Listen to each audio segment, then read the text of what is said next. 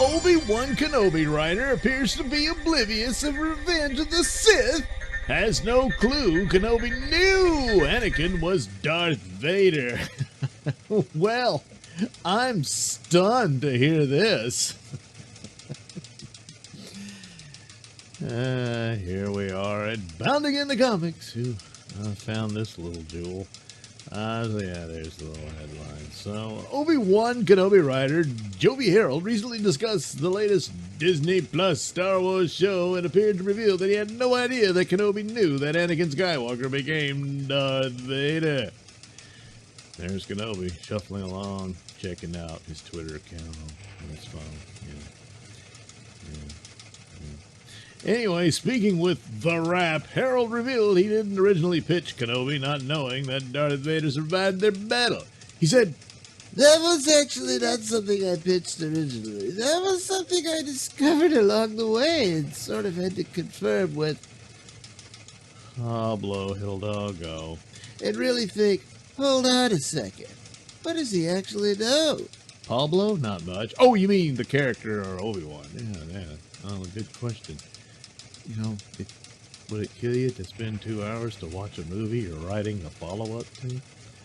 Anyway, from there, Harold listed off a string of questions, with one of them implying he and the team at Lucasfilm working on this show did not realize that Obi-Wan Kenobi knows that Anakin Skywalker is Darth Vader. Apparently, Luke Skywalker is the only one who didn't know he was Darth Vader.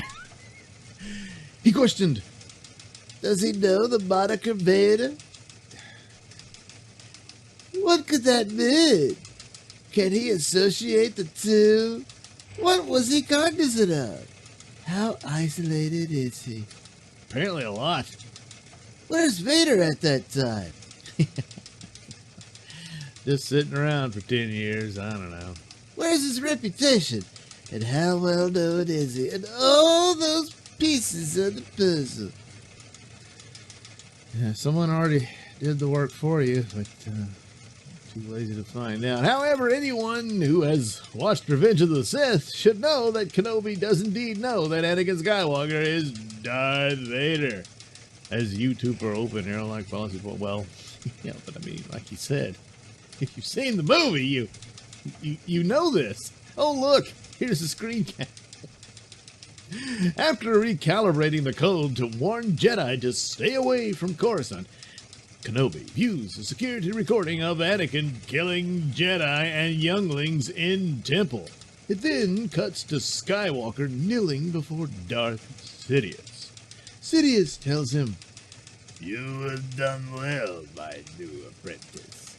Now, Lord Vader." You hear that, Kenobi? Lord Vader. All Sith carry the title Darth, so it's Darth Vader. You get it? Okay, good. Now, Lord Vader, go and bring peace to the Empire. So anyway, there you go. It's pretty straightforward and simple. You know? He's like, oh no. Oh, yeah. Oh no, he's too overcome with emotion at the whole idea that he turned. He just didn't pay attention to the name. You know? But, wait, that doesn't work either, because after viewing the security footage, Yoda tells Obi-Wan, "Twisted by the dark side young Skywalker has become. The more you train, gone he is, consumed by Darth Vader." So there you go. That pretty much put the cap on that. I could always like, Darth who? What? Who? What? It's Anakin he is. You know? Oh, right. Oh boy, I'm just not paying attention. Obi-Wan is then tasked with killing Darth Vader by Oda as he sets out to face off against Darth Sidious. And, well, we know how that turned out. Anyway, most of us know how that turned out. Apparently, writers group at Lucasfilm are not so certain. Nevertheless, Harold would go on to explain why he wanted Kenobi to discover that Vader was still alive. The great piece of storytelling you can use is getting to Ewan. What? Getting Ewan to play. Okay. Ewan to play the moment of realization that Well, which haunts him is still alive. And what does that mean for him? There were many evidence that I could take and tell, all of which hopefully are good opportunities to tease a story as we continue. But it all comes down to, is it viable within canon? No, it's not. Play that card. Which it was! It's not. It's just Pablo said, yeah, go ahead. I just wanted that Sid, but it doesn't really fit. But I'm going to do it anyway. Because he just forgot that he was Darth Vader, that's all. And maybe he thought it was some other guy named Darth Vader. I mean, under that mask, you don't know who it is. It could be, I don't know, some stunt guy that we forgot to pay. But, stuff like that. Anyway, which is great because that allows you, at the end of episode 2 and the beginning of episode 3, it gets you so much that feels essential to the fundamental story, which is Obi-Wan Vader, that which haunts you, facing the past, everything that comes to fruition in 3 and beyond. It was a good day when we realized we could use it and do it. I made the story active. Oh, it made the story active, especially for the viewer that isn't as familiar with canon as we all are, and that's our big hope. We really don't give a crap about you people who actually know Star Wars. We're just trying to sell this to this untouched audience out there that's just going to go, oh boy, look at this. It's going to work. We've been trying for years now, and it's just around the corner. It's going to happen any minute now. How much did Disney spend on this to buy it and then not even use any of it? Well, anyway, ironically, Harold would also praise the idea of Star Wars canon being locked down by throwing it out the window in every single episode of his Obi-Wan Kenobi show today. He stated, the spectacular thing about Star Wars versus some of the other big franchisee IP stuff I've been lucky enough to work on is everything's so buttoned up. He can't even keep his own thoughts clear. In regards to canon and the things you can do and the things you can't do very, very quickly, you find out what's on the table. What is it? Everything's an email or a phone call away. So there's really no excuse. It's just, you're very confused. You sort of have a big idea and you say, hey, can I do this? And someone goes, no. And you go, okay, fine. Or they say, yeah, you're allowed to do that. And then we canoodle and see if it bears fruit. Pablo is sort of this mad bigot. I mean, genius. And he was incredibly helpful and always available. And apparently just has to say yes to anything we say. And I'll be forever grateful for his help because you could hunt any idea if he can say, yeah, if you want, you're okay there. Is that a direct quote? Yeah. So, there you go. He said Pablo said it was okay. So, he didn't have to actually watch the movie. Because he really didn't want to. Because that's old Star Wars. And he's all about the future. And, you don't want to look at that old crap. So, anyway, just a handful of the canon-breaking aspects of the show are the fact that Bail Organa has a direct line to Obi-Wan Kenobi on Tatooine. Yeah. Yeah, he knows his cell phone number.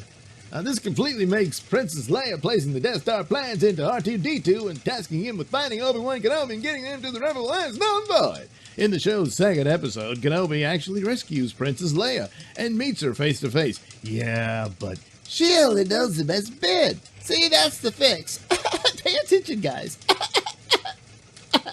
Something that was heavily implied not to have happened in the original Star Wars film when Leia sends her message to Kenobi. If you recall, she tells him, General Kenobi, years ago you served my father in the Clone Wars. Now he begs you to help him in his struggle against the Empire. I regret that I am unable to present my father's request to you in person, but my ship has fallen under attack, and I'm afraid my mission to bring you to Alderaan has failed. I have placed information vital to the survival of the rebellion in the memory systems of this R2 unit. My father will know how to retrieve it.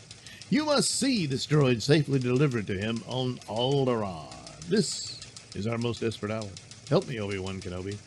You're my only hope. The message concludes. Well, you see, she kind of addressed him personally like she does know it. You know, that could be a thing. It really could. Yeah. Again, if interplanetary communications existed, Leia could have beamed the Death Star plans to Alderaan as Bail Organa communicates with Kenobi. But you could argue they jammed it or some shit like that, you know. But on top of that, her message makes it clear she was not rescued by him or has not personally met him. Well, not necessarily. There's wiggle room there. Her knowledge of him comes from her father. Yeah. Yeah, see, he's looking like, who's this? Luke, no, that's your sister. Anyway, the show also sees Inquisitor Reva killing the Grand Inquisitor. The Grand Inquisitor does not die until years later when he's defeated by Kanan Jarrus during the events documented in Star Wars Rebels. Yeah, I didn't see that either. After being defeated by Kanan, the Grand Inquisitor falls off a ledge into a fiery explosion. Yeah, well, Palpatine kind of did too, and he survived. Oh, you saw that one? Oh, yeah. Oh. Well, maybe there's a big surprise and he was only faking his death so he can outfox Reva or something. Yeah. Maybe. Well, anyway, see, you begin to see the problem. It's laziness. It's a lot of laziness. It isn't even the messaging. Certainly those aspects are there, but... well, I wanted the scene where he's like stunned to hear that he's still alive, and it hits him like a ton of bricks and all that.